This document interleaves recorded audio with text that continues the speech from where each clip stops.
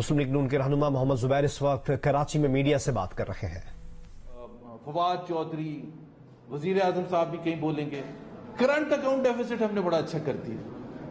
Current account deficit اچھا کرنے کا مطلب یہ ہوتا ہے کہ اس کی وجہ سے ان تین چیزوں پر اچھا اثر آنا چاہیے، مہنگائی کم ہو، غربت کم ہو، بے روزگاری کم ہو، تو جا کے آپ کہہ سکتے ہیں کہ جی جو آپ نے کرنٹ اکاؤنٹ میں جو پازیٹیو چیز لائے ہیں اس کا فائدہ عوام تک پہنچ رہا ہے۔ ورنہ انہوں نے کیا کیا ہے، یہ بالکل ایسے ہی ہے، اور یہ پتہ نہیں وزیر اعظم اگر سنیں تو وہ سمجھ لیں کہ ایک گھر میں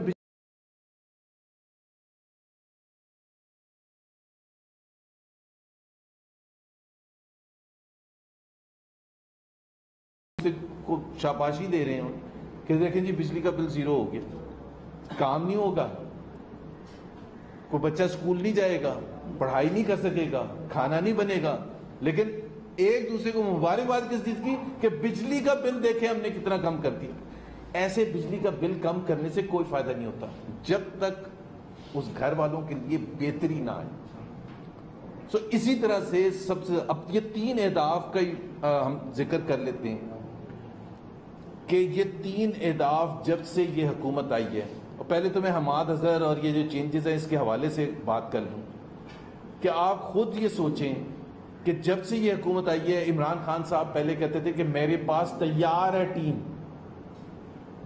معیشت کو ہم یہاں نیچے سے اوپر آسمان تک پہنچا دیں گے، ایک سال دے دیں مجھے، ایک سال، پہلے تو 90 دن کا، پھر 100 دن کا، پھر ایک سال کا، پھر 2 سال کا، اب 3 سال ہونے والے ہیں۔ 3 فائنانس منسٹرز ابھی 3 سال نہیں ختم ہوئے، اور تیسرا جو ہے حماد اظہر وہ ایڈیشنل چارج ہے۔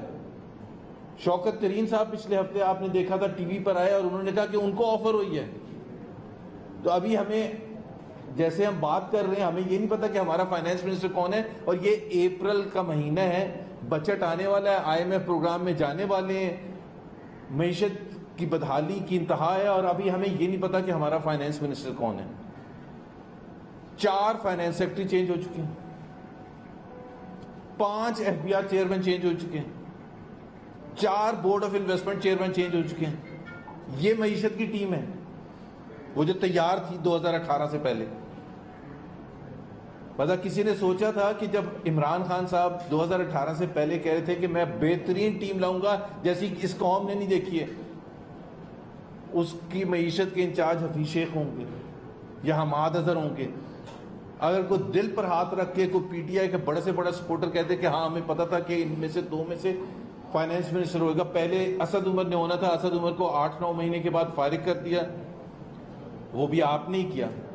حفیظ شیخ صاحب کو فارغ کیا تو شبلی فراز جو سپوکس پرسن ہے حکومت کے، انہوں نے کہا کہ یہ مہنگائی کو کنٹرول نہیں کر سکے تھے۔ بھائی ہم بھی تو 3 سال سے یہی کہہ رہے تھے کہ سب سے بڑا جو ایشو ہوتا ہے پاکستان کے عوام کے لیے، 22 کروڑ عوام کے لیے، وہ مہنگائی ہوتا ہے، اور آپ نے بڑے آرام سے 3.25 سال کے بعد فائنانس منسٹر کو فارغ کیا اور کہا کہ جی وہ مہنگائی پر نہیں کنٹرول کر سکتے۔ اب حماد اظہر صاحب کو لے کے آئے ہیں اور ساتھ میں اوپر ان کے بٹھا دیا شوکت ترین صاحب کو، اور اکنامک ایڈوائزری کمیٹی جس میں شوکت ترین بھی ہے اور بھی لوگ ہیں، کسی نے کہا تھا وہ چلے ہوئے کارتوس وہ دوبارہ سے لا کے بٹھا دیے، اور وہ معیشت کو پہلے بگاڑ اتنا چکے ہیں، اب کیا ٹھیک کریں گے۔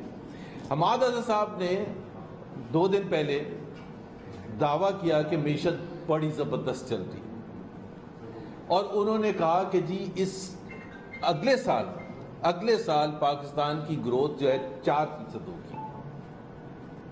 ایک تو آپ اگلے سال کی بات نہ کریں، آپ پہلے تو اس سال کی بات کر لیں، تیسرا سال جو ختم ہو رہا ہے، کیونکہ وہ ہوتا ہے ٹرک کی بتی کے پیچھے لگانا کہ ہمارے آخری سال میں گروتھ بڑی زبردست ہوگی۔ اس وقت 2020 جون جو ختم ہو رہا ہے، جو ورلڈ بینک کی رپورٹ اور خود جو پاکستان کی حکومت مانتی ہے، اس کے حساب سے پاکستان کی گروتھ ریٹ ہوگی 1.5%، یعنی کہ 75-74 سال میں 2% سے کم ریئرلی ہماری گروتھ ریٹ رہی ہے، اور یہ کریں گے 1.5%۔ یہ تیسرا سال ختم ہوگا پی ٹی آئی کی حکومت کا، یہ ابھی آئے نہیں ہے، پہلے سال تھی 1.9%، کہاں سے 1.9% آئی تھی؟ 5.8% جہاں ہم چھوڑ کے گئے تھے.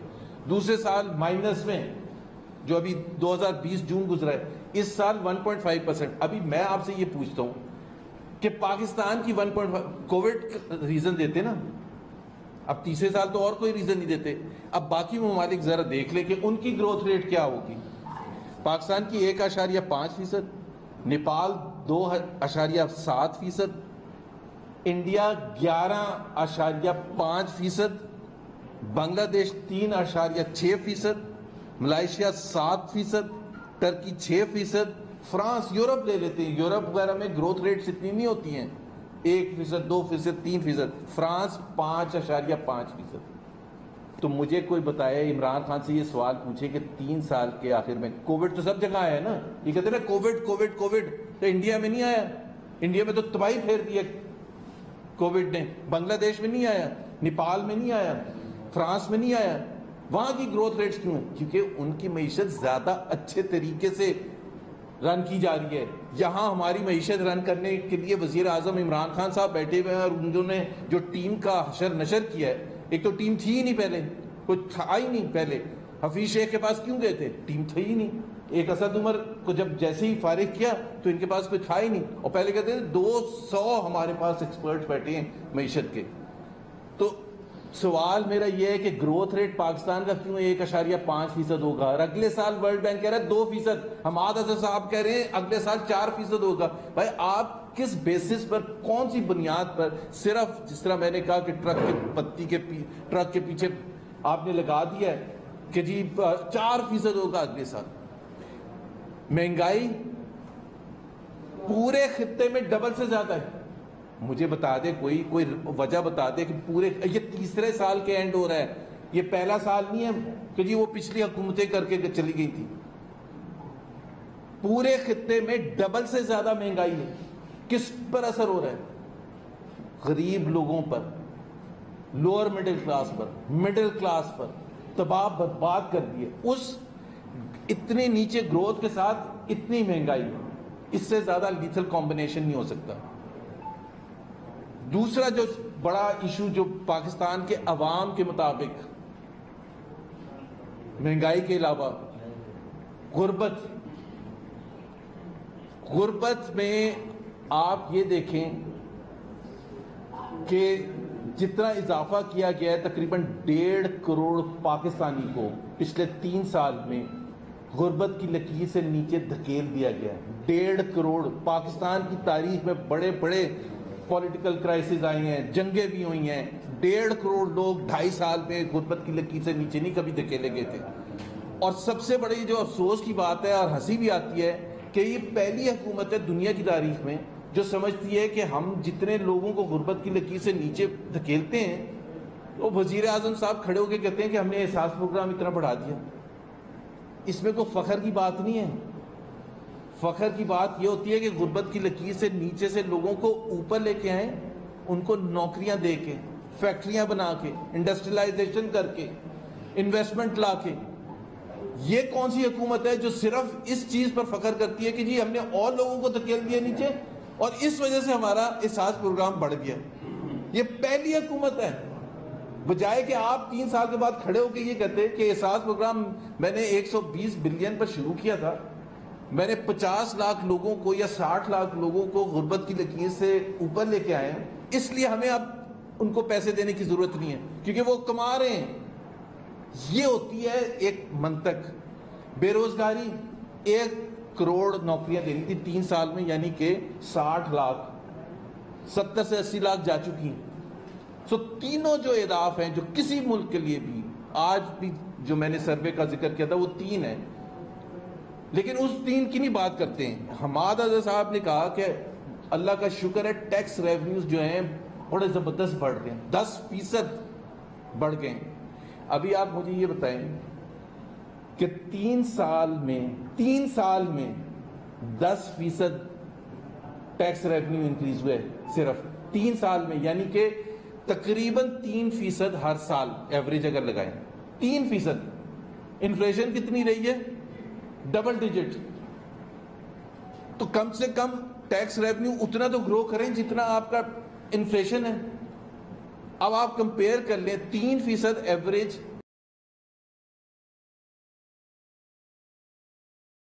اس میں سے 4 سال میں 20% گروتھ تھی، ریونیو گروتھ 20%، سب سے کم تھی 13%، اور انفلیشن کتنا تھا 3-4%۔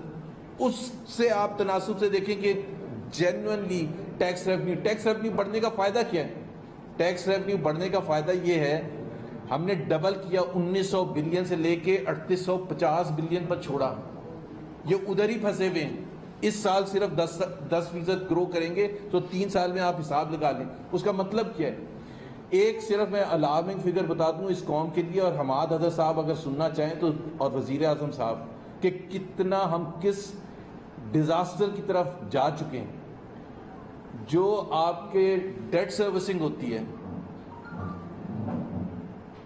جتنا آپ کا ٹیکس ریونیو کلیکٹ ہوتا ہے اس کی تناسب سے، جس کو آپ کہتے ہیں debt servicing to F B R revenue, 39%، 39% تھا 2018 میں، یعنی کہ جتنا ٹیکس ریونیو آتا تھا اس کا 39% جو تھا وہ قرضوں میں چلا جاتا تھا، انٹرسٹ میں۔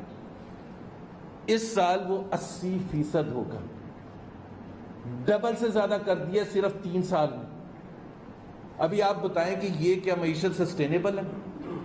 اور یہ ٹرینڈ ہوتا ہے، پچھلے سال 74% تھا، اس سال تقریباً 80% ہوگا، یعنی کہ جو بھی F B R revenue collect کرے گا 80%، صرف کس وجہ سے؟ جو شوکت ترین نے بھی کہا تھا 1500 ارب روپے تو ایڈ کر دیا انٹرسٹ میں۔ کیوں ایڈ کر دیا؟ اپنی غلط پالیسیز کی وجہ سے۔ ایک تو معیشت چوک کر رہی ہے، ٹیکس ریونیو آپ نے بڑھایا نہیں، اخراجات آپ کے بڑھتے چلے جا رہے ہیں، فسکل ڈیفیسٹ بڑھتا چلا جا رہا ہے، ظاہر سی بات ہے آپ قرضے زیادہ لیں گے تو انٹرسٹ پیمنٹ زیادہ ہوگا۔ اور میں صرف ایک فگر آپ کو بتا دوں، کیونکہ حماد اظہر نے بھی ذکر کیا کہ ہم فسکل ڈیفیسٹ پر کنٹرول کر رہے ہیں۔ پاکستان کی تاریخ میں یہ واحد 3 سال ہیں، 2019، 2020 اور 2021، جس میں fiscal deficit percentage of G D P کے حساب سے 8% سے اوپر رہا ہے، پہلی دفعہ پاکستان کی تاریخ میں۔ اماؤنٹ جو میرا خیال ہے وزیر اعظم زیادہ اچھی طرح سمجھ لیں گے، اور جو کہتے ہیں نا کہ قرضے کیسے ہوتے ہیں، پہلے 3 سال میں پی ایم ایل این کی حکومت میں 4200 بلین روپے کا فسکل ڈیفیسٹ تھا، یعنی کہ جو اخراجات تھے اور جو انکم تھی، ایف پی آر کا ریونیو تھا، اس میں جو ڈفرنس تھا وہ 4200 بلین تھا۔ یہ facts and figure state bank of Pakistan اور منسٹری آف فائنانس کی ہیں، ہماری اپنی نہیں۔ 4200 3 سال میں، انہوں نے 3 سال میں کتنا کریں گے؟ 10,700 ارب۔ 10,700 ارب آپ کہاں سے پورا کریں گے؟ قرضے ہی لیں گے نا۔ 10,700 ارب کمپیئر کریں 4,200 ارب سے، تو بیڑا غرق کر دیا ہے۔ شوکت ترین نے بھی ایگزیکٹ جو الفاظ استعمال کیے تھے کہ حکومت نے، اچھا اپنی پالیسی، پہلے آپ نے انٹرسٹ ریٹس ڈبل سے زیادہ کر دیے، پھر کہتے ہیں قرضے اس وجہ سے بڑھ گئے کہ انٹرسٹ ریٹ بڑھا دیا۔ بھائی تو آپ ہی کا فیصلہ تھا نا، غلط فیصلے آپ کریں اور بوجھ اٹھانا پڑے پاکستانی قوم کو۔ پاکستانی قوم پس گئی اس کی وجہ سے۔ ابھی جتنا بھی میں نے آپ کو بتایا 80% ایف بی آر کا ریونیو صرف انٹرسٹ سروسنگ میں جا رہا ہے، تو آپ ہر چیز کے لیے، اور ڈیفنس کو آپ ملا لیں تو آپ 100% سے اوپر چلا جاتا ہے، اور پھر ہر چیز کے لیے آج سے میرا خیال ہے 2 سال بعد 2023 تک اگر یہ حکومت چلی تو 100% جتنا ایف بی آر کا ریونیو ہوگا اتنا انٹرسٹ پیمنٹ ہوگی۔ تو اس کا مطلب یہ ہے کہ ہر چیز کے لیے باشمول ڈیفنس، باشمول صوبوں کو جو 60% دینا پڑتا ہے ایف بی آر ریونیو کا، ہر چیز کے لیے آپ قرضہ لیں گے۔ تو اگر سب سے زیادہ جو اہمیت ہوتی ہے معیشت میں ہوتی ہے ٹرینڈز کی، کہ آپ کے ٹرینڈز کس طرف جا رہے ہیں، کہ کیا وہ نیگیٹو جا رہے ہیں یا پازیٹیو جا رہے ہیں۔ سلولی اگر آپ پازیٹیوٹی کی طرف لے کے جائیں گے کہ جی گروتھ ریٹ آہستہ آہستہ بڑھے گی، آپ نے 5.8% سے 1.9% پر آگے، آپ کو وجہ بتا دیں، اس وقت تو کووڈ بھی نہیں تھا، اور ہماری کیوں سب سے کم ہے 3 سال کے بعد؟ بنگلہ دیش کی ہمارے سے زیادہ کیوں ہے؟ سری لنکا کی ہمارے سے زیادہ کیوں ہے؟ نیپال کی ہمارے سے زیادہ کیوں ہے؟ ہندوستان کی ہمارے سے زیادہ کیوں ہے؟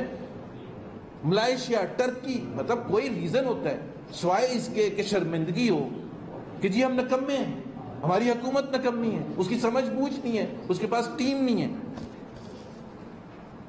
تو ایک تو یہ حماد اظہر صاحب کے لیے مشورہ یہ ہے کہ اس میں جس طرح میں نے کہا نا کہ دو چیزیں ہوتی ہیں، آپ کی ٹویٹس کرنے سے اور آپ کی پریس کانفرنس کرنے سے اور یہ کہنا کہ جی معیشت بہتری کی طرف جا رہی ہے، بہتری کی طرف آپ عام عوام سے جا کے پوچھ لیں، آپ میکرو اکنامک انڈیکیٹرز دیکھ لیں، آپ ورلڈ بینک کی رپورٹ دیکھ لیں، آپ IMF کی رپورٹ دیکھ لیں اور کمپیئر کر لیں پاکستان کو اس 3 سال کو پچھلے اعتبار سے، PMLN کے اعتبار سے، ہر حوالے سے، مہنگائی کے حوالے سے، غربت کے حوالے سے. پتا ہم پہلے دن آ کے مہنگائی کم ہونی شروع ہو گئی، غربت کم ہونی شروع ہو گئی، بے روزگاری کم ہونی شروع ہو گئی. ان کے تینوں سال میں مہنگائی اوپر، بے روزگاری اوپر اور غربت اوپر، اور جو چیزیں اوپر جانی تھیں گروتھ ریٹ وہ نیچے. پاکستان کی تاریخ میں سن 47 سے لے کے پہلی دفعہ پچھلے سال نیگیٹو گروتھ ہوئی. پاکستان میں کیا کیا کرائسس نہیں آئے. ایسٹ پاکستان الگ ہو گیا، سول وار ہو گئی، 3 جنگیں ہو گئیں، حکومتیں چینج ہو گئیں، بڑے بڑے یہاں سیلاب آ گیا، تباہ حالی آ گئی، لیکن مائنس میں کبھی نہیں گئی تھی.